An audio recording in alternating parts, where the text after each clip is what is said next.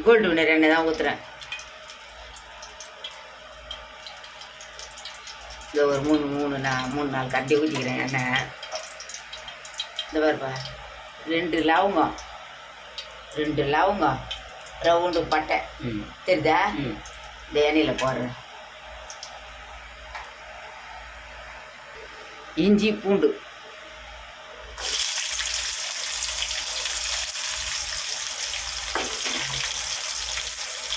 வெங்காயம் போடலாம். இப்போ என்ன பண்ண போகிறீங்க? இது பெங்களூர் கத்திரிக்காய், பீர்க்கங்காய், முள்ளங்கி எல்லாம் போட்டு அப்படியே ஒரு குழம்பு வைக்க போகிறோம். வதங்கிடுச்சுப்பா. இப்போ இந்த தக்காளி போடலாம். இந்த பேர் தக்காளி போடுறேன். இந்த அப்படியே என்ன பண்ணுறேன், இந்த கொத்தமல்லி கருவேப்பிலை எல்லாம் போட்டுடுறேன்.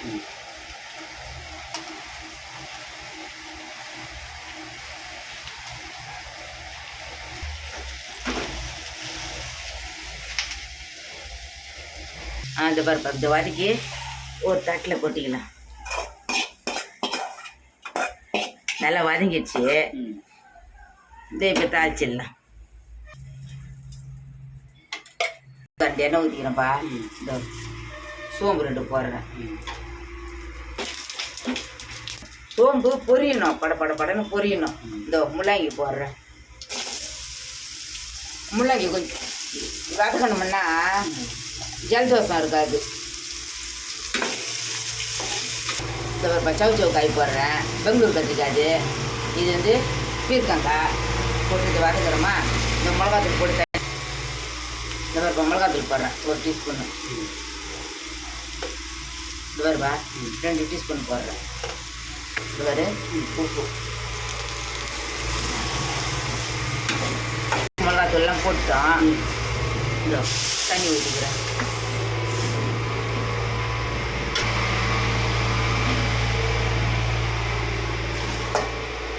குக்கரில் ஊற்றிட்டீங்களா? குக்கரில் ஊற்றிட்டேன்ப்பா. இப்போ இதில் இந்த பாரு இந்த காயெல்லாம் கொட்டிடலாம். என்ன காய்மா அது? சவு காய், பீர்க்கங்காய், முள்ளங்கி தான் வதக்கிட்டோம். இதெல்லாம் போட்டுருக்குறோம். இப்போ கொஞ்சம் தண்ணி ஊற்றி நம்ம இது பண்ணிடலாம். இதை அப்படியே வேகட்டும். நம்ம அதுங்காட்டி அதை அரைச்சின்னு வந்து இதில் ஊற்றி வேக வச்சிடலாம். மிக்சியில் அரைச்சி ஊற்றிடலாம். ஆமாம், இதை மிக்சியில் அரைச்சி ஊற்றிடணும். அரைச்சி வச்சு சாந்து இது ஊற்றிடலாம். அதில்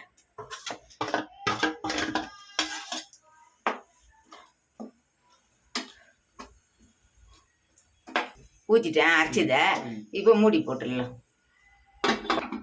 ரெடி ஆயிடுச்சு. ரெடி ஆயிடுச்சு. ஒரு விசில் வந்தது, இறக்கிட்டோம், ஆஃப் பண்ணிட்டோம். கொஞ்ச நேரம் போட்டு இதை கலர்றோம். நல்லா கொஞ்ச நேரம் கொதிக்கிட்டேன்னு உப்பு காரம் பார்த்து இறக்க வேண்டியது தான்.